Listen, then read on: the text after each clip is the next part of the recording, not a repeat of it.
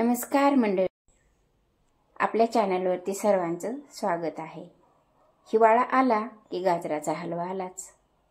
लहान मुलापासून ते आजोबापर्यंत गाजराचा हलवा सगळ्यांनाच आवडतो। म्हणून आपण आज आपल्या रेसिपीला सुरुवात करू। कढईमध्ये मी 2 चमचे तूप टाकलेलं आहे। मध्यम आचेवर मी ते गरम करून घेते। आता ते बऱ्यापैकी गरम झालेलं आहे, इतळलेलं आहे। आता आपण 100 ग्राम गाजराचा किस त्या कढईमध्ये तुपामध्ये टाकून दिला। आपण आता थोडं हलवून घेऊ। गाजराच्या किसामध्ये मॉइश्चर असते, त्यामुळे आपल्याला ते मॉइश्चर कमी करून घ्यायचं आहे। तुपामध्ये गाजराचा किस आपण घातल्यामुळे तुपाचा सुगंध आणि खायला पण चविष्ट लागते। त्यामुळे आपण तुपामध्ये गाजराचा किस गरम करून घेत आहोत। आता आपण 25 ग्रॅम साखर टाकून घेतली। आता मिक्स करून घेऊ।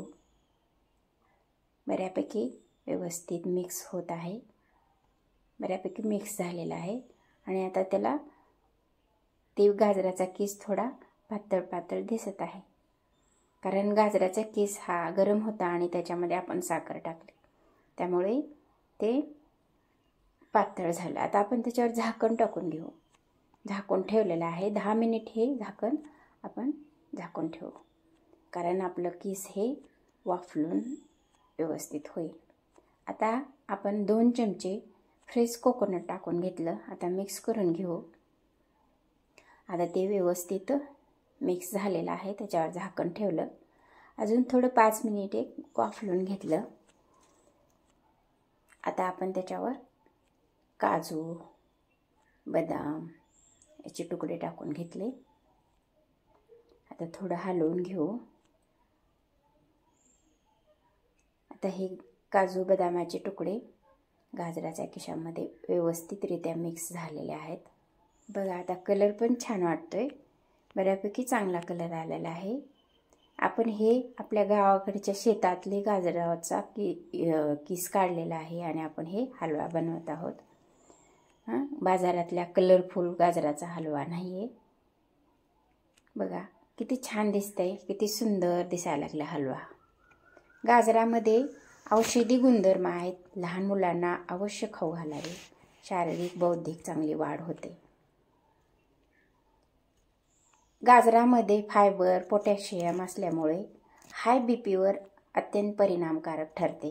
हृदयाचे आरोग्य चांगले राहते, ब्लड सर्क्युलेशन व्यवस्थित होते, ब्लड वाढण्यास मदत होते। म्हणून आपण रेग्युलरमध्ये गाजर खायला हवे। ते आता सीझनमध्ये तरी का होईना आपण गाजर खायला पाहिजे। बघा कलर किती छान आलेला आहे, छान दिसतंय ना? खरंच छान कलर, फारच छान आलेला आहे। मी आता थोडं खाऊन बघते त्याला।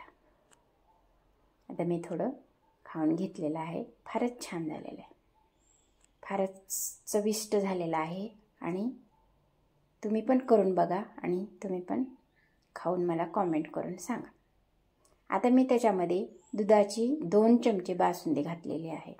बघा आता त्याचा कलर बऱ्यापैकी पांढरा पांढरा दिसतोय। जसं जसं शिजत जाईल तसं तो पांढरा कलर नाहीसा होत जाईल।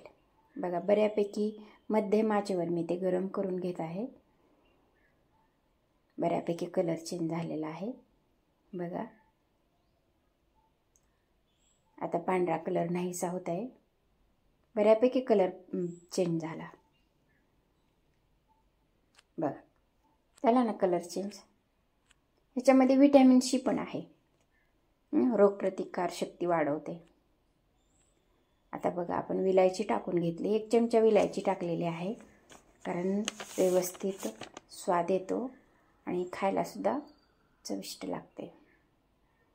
बघ व्हिटॅमिन के पण आहे ह्याच्यामध्ये। व्हिटॅमिन के मुळे आपली जखम भरून येते, ब्लड कोटिंग व्हायला मदत होते। म्हणून आपण गाजर खाल्लं पाहिजे। आता आपण थोडी जायफळ पण टाकलेली आहे, जायफळ टाकलेली हलवून घेतलेलं आहे। आहारामध्ये आहारामध्ये तुम्ही गाजराचा हलवा ठेवा आणि आरोग्य व्यवस्थित घडवा.